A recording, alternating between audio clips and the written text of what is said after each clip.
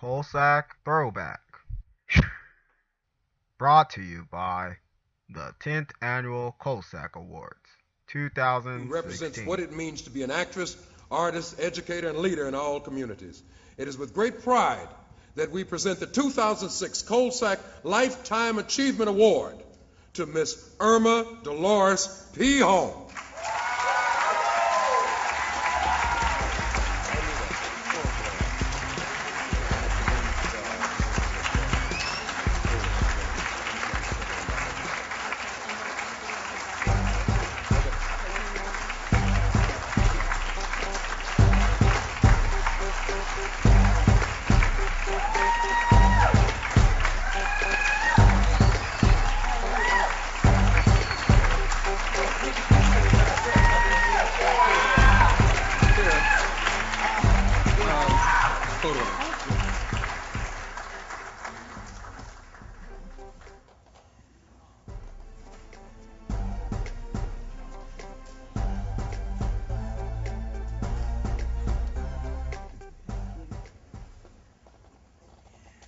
Oh, thank you so much. Thank you. I had no idea that I came to get an award. To tell you the truth, I I came as an honored guest, and I was happy because I wanted to get see Stevie Wonder. And I was still sitting here. I hadn't even looked in the program. I was thinking about it, and I looked over and saw who I call Candyman. And I was so happy about that. I see first thing I saw one of my play children, Tamika, with whom I had the honor of working on a little film. It did quite well. We did a little short. I happened to have been I had just finished doing Collateral, and we did A Gift for the Living, and I was so pleased to have done that. I have to thank God because everything in my life has been directed by God. And He has determined what I'm supposed to do. It didn't make any difference about my dreams. I had all sorts of dreams that didn't. The only dream I had as far as theater went was the dream of one day having enough money to buy a ticket on the first floor. I did not never aspired to being an actor. I enjoyed entertaining because my father was an entertainer, and so I knew about entertainment. But I wanted to be a dancer, so I studied dancing for almost 21 years. Or I wanted to sing. I sang with our school orchestra in college, and that was the end of that.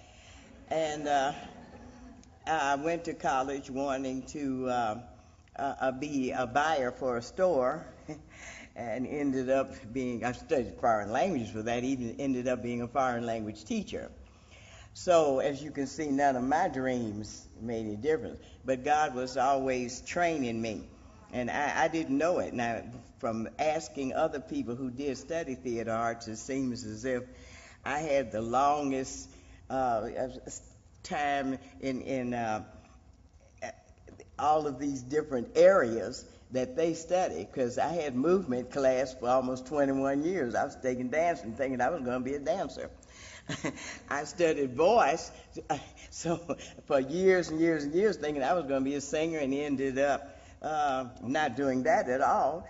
And then when I was a little bitty girl, I used to sit at the table while I was waiting for my mother to serve, and I would play like I was eating already. And I had developed this little game I thought I made up. I could pick up a glass and drink it, and I had gotten precise. I knew just how to set the plates on the table, and then I expanded on to opening doors and raising and closing windows and getting in and out of cars and things. Got so good I do little skits at school in this. When I was 15, we got a television set, and I saw Sid Caesar and Imogene Coca. He's doing my game. So you see, this is why I say I thank God. And the main thing, I thank God for sending me into the family that He sent me into.